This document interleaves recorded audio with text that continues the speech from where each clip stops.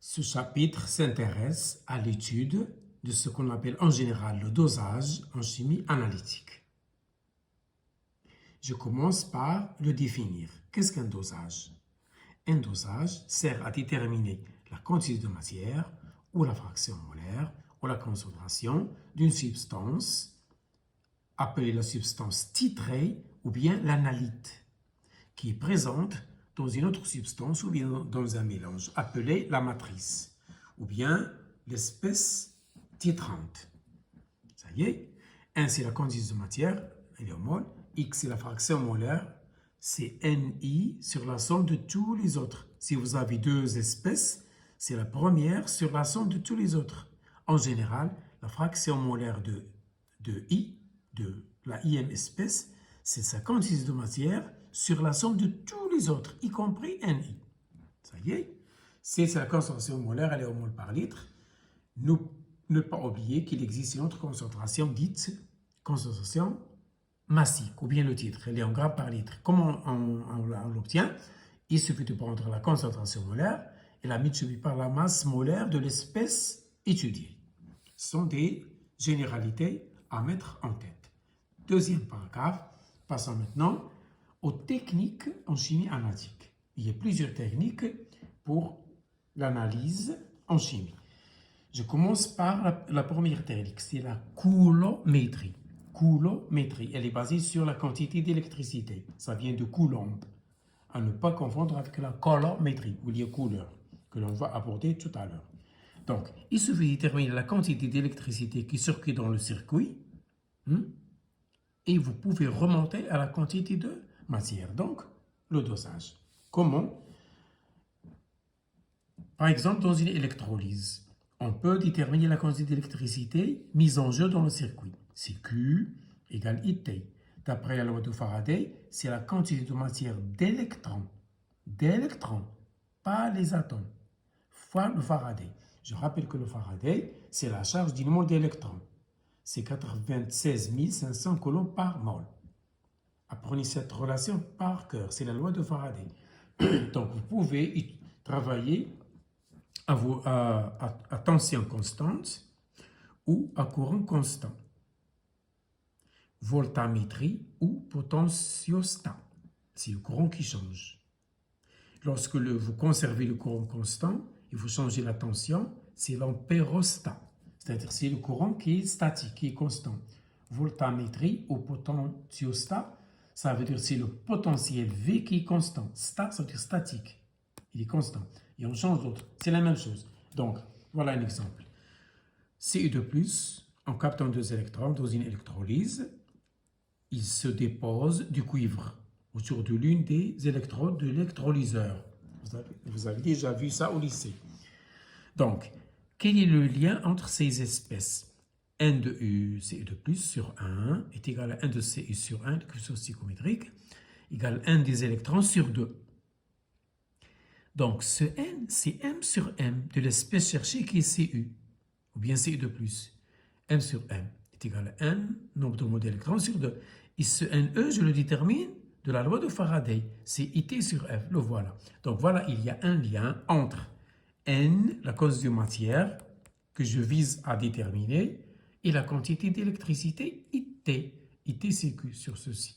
Je connais F, je connais I, je connais T, on vous donne tout. Et vous cherchez N ou bien M, connaissant la masse molaire. C'est ça la coulométrie. Il suffit de déterminer la quantité d'électricité qui est I fois T, qui est égale à NE fois F. Et n'oubliez pas cette proportionnalité et vous dosez votre solution, votre espèce cherchée dans la solution. La deuxième technique, elle s'appelle la gravimétrie. Elle nécessite une balance, un four pour le séchage du produit obtenu, et vous déterminez N de l'analyte ou bien de l'espèce titrée, c'est-à-dire cherchée, par pesée. Il vous faut une balance électronique. Après avoir bien sûr séché, bien sûr la substance dans le four, en utilisant bien sûr un creuset. C'est ça la gravimétrie. Donc, gravimétrie, vous aurez besoin d'une balance, le séchage dans un four. Ça y est. Troisième technique, c'est le dosage par étalonnage. On a déjà abordé ça dans les vidéos précédentes. Il suffit de les consulter. Le dosage par étalonnage, on vous donne des courbes ou bien vous les tracez. Donc, il y a la spectrophotométrie. Elle s'intéresse à l'absorbance. Donc, ici, il y a la substance. Elle absorbe des lumières bien particulières. Donc, vous tracez l'absorbance en fonction de la concentration.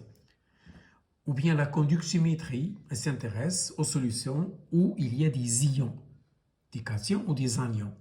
Donc, vous tracez la conductivité en fonction de la concentration. Vous obtenez une courbe et à partir de ces courbes, dites courbes d'étalonnage, vous pouvez déduire la concentration de l'espèce cherchée, c'est-à-dire de l'analyte.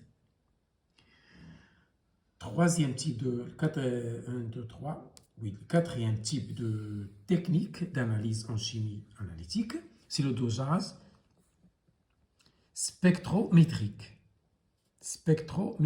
La spectrométrie de masse, soit atomique, soit moléculaire. Donc ici, il y a déviation d'ions isotopiques en traversant un champ magnétique, un champ électrique pour les accélérer, ensuite un champ magnétique pour les isoler, pour les séparer. Ça s'appelle la spectrométrie. C'est le dosage spectrométrique. Vous obtenez des courbes où il y a des bâtons. Chaque bâton représente le pourcentage de l'un des isotopes. Comme ça, vous pouvez doser votre espèce cherchée. Ça y est. Donc, il y a la spectrométrie atomique ou moléculaire. Ça y est. L'autre technique, c'est le dosage spectroscopique. Ce dosage, il est basé sur des radiations ultraviolettes, ou bien la lumière visible, ça veut dire la lumière visible, ou bien l'infrarouge, ou bien la résonance magnétique nucléaire, la RMN. Voir les vidéos précédentes, j'ai déjà détaillé ceci. L'autre technique, c'est le dosage complexométrique. Consultez les vidéos précédentes, j'ai détaillé ce type de dosage aussi. Exemple, bien sûr, en utilisant le DTA. La complexométrie utilise toujours comme indicateur le DTA.